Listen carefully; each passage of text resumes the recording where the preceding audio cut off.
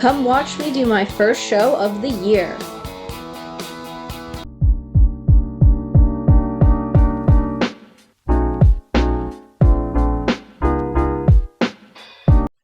Hi everyone, here I am, all ready for my first show of the year.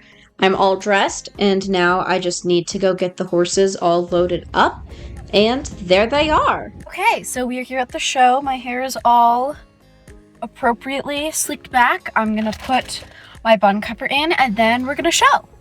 This is a practice show run by the local college. This show, we are doing one dressage round, one jumping round, so it's a combined test.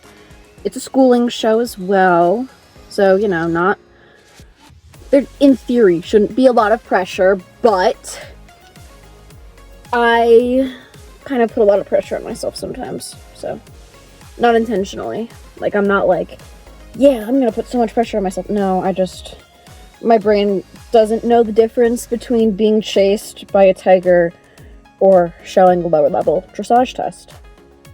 To it, there is no difference. So here I am just putting my horse show bun in. I have slicked my hair back, like I said before, with some hair gel. That way I don't get any flyaways or anything like that. I've just found it's the easiest option. Life hack. You can put makeup on lightly at a horse show, because then you can't cry if you've makeup on. I don't normally cry at horse shows. I think I've cried like twice, but it makes me feel better to be like, I physically cannot cry if something goes wrong. Oh my goodness, we're not doing good on the makeup today. While I'm struggling to put my makeup on, I'll go over what I'll be doing.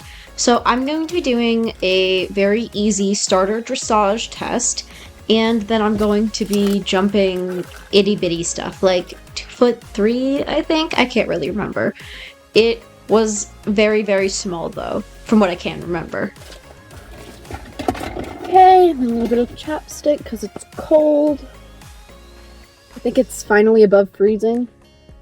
The high for the day was like 40-something, maybe 50, so I did want to be careful with that. I had no worries about Cav, though. I knew he was gonna act perfect, because he always does, regardless of how cold it is. Now I'm gonna add the final touch, which is mascara. And a little bit of mascara. After I'm done with this, we are going to move right on into the dressage rounds. Because you can't cry if you look hot. Or if your makeup will run, because that would be embarrassing.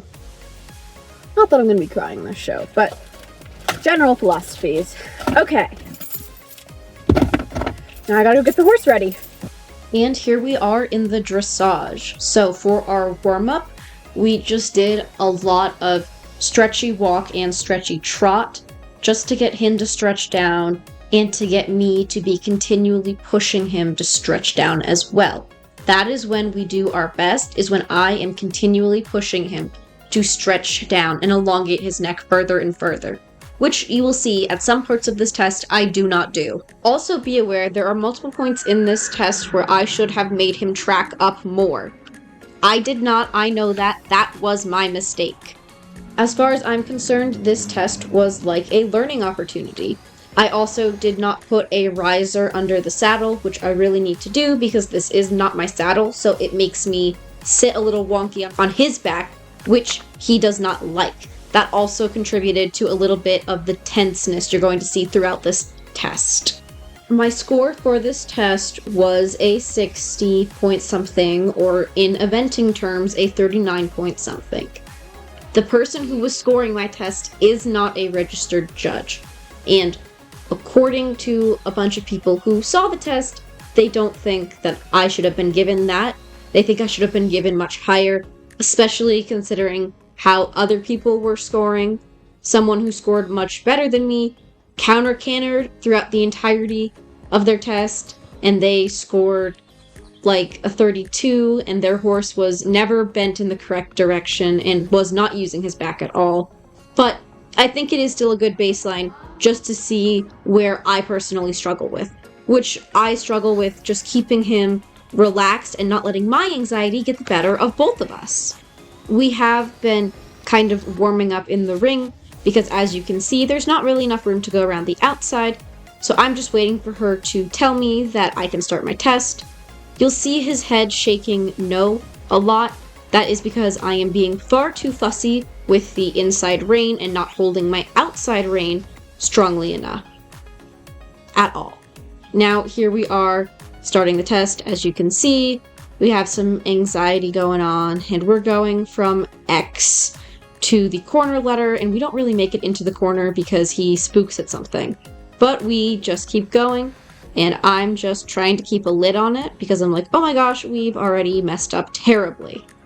We didn't really mess up that bad. And honestly, looking back at this test, I'm not that upset about it. I got into a bit of a tug of war here with him to try and get him to slow down and rock back when I really just needed to pick my stomach up and pick his shoulders up, which I kind of got going down that long side. Now here, we're going to spook a little bit because there's light on the ground, and the light is not allowed to be on the ground. But that's okay. Now we get into the canter, and our geometry is not great, but I was just kind of trying to keep a lid on everything. Now here I am just being like, hey, we actually don't need to be going a million miles a minute. Let's just slow down. And we're going to start walking from here, and then we're going to eventually do a free walk. And this kind of helped me reset, and I felt really good about that. We're jigging a little bit, but I just needed a moment to reset my brain. As you can see, there's a lot of anxiety and tightness coming from him. The second half of the test is going to be much better. This also helped kind of just reset us both and just be like, okay, we're walking. It's fine. The person who was doing my test said that I had a early canter transition. I disagree. It was squarely in the corner, but whatever. So anyway, we were free walking across. We kind of power walked that. And then I'm just here collecting him back up. And as you can see, it's starting to be a little bit more fluid, and he's kind of starting to relax a little bit. That was a nice relaxed trot transition, which I like. And here I am trying to push his neck more forward and down in this circle, which helps us get a little bit better of geometry, and it also just helps us move together in more harmony, I suppose. Next, we're going to do the canter transition, and this canter transition is lovely. Super happy with it. 10 out of 10. This is our easier side, but getting a nice canter transition is always a win in my opinion. So there you can see, beautiful, nice, controlled. We didn't make it to the rail because why would we? This was like my second time in a dressage court in over a year. So I definitely need to work on geometry and stuff like that. We were also scared of this side for some reason, so it was hard to convince him to go on the rail, but overall, I'm not super upset about it. That is another thing that was hard for me, was to not turn down center line to end my test. I had to go across the diagonal, which he was like, lengthen, and I was like, nope, we're not lengthening, and then go for a halt. He had been swinging his hind end out to the left, so I put my right foot on, and he decided to swing it all the way out to the right. But as far as I'm concerned, at least he responded to my aids. We just did my dressage test, and it didn't go as bad as it could have, or as bad as I thought it would go, so I'm happy with it. Also, I know I look like terrible, but I need to put like stuff in my hair to slick it back so I don't get little flyaways. Like, it's not moving. Okay, so now we are on to the jumping portion. This course was reminiscent of a Hunter Eck course, so there is that.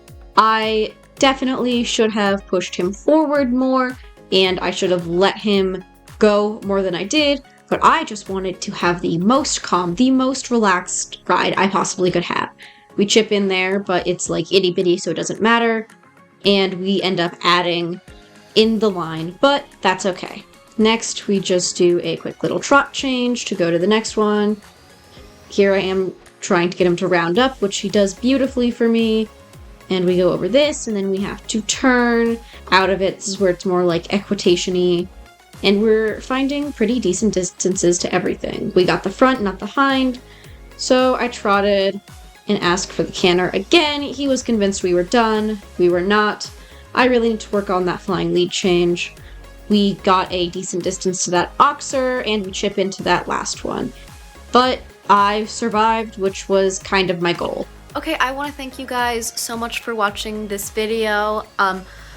I'm content with how I did. It definitely wasn't perfect, but oh well. If you want to see us at our first ever rated show, which should be a little later this year, subscribe down below. If you like this video, please leave a comment. If you have any questions or anything like that, also leave a comment. If you like this video, leave a like as well. And yeah, that's the end of the video. And remember, it's dangerous, so don't die out there.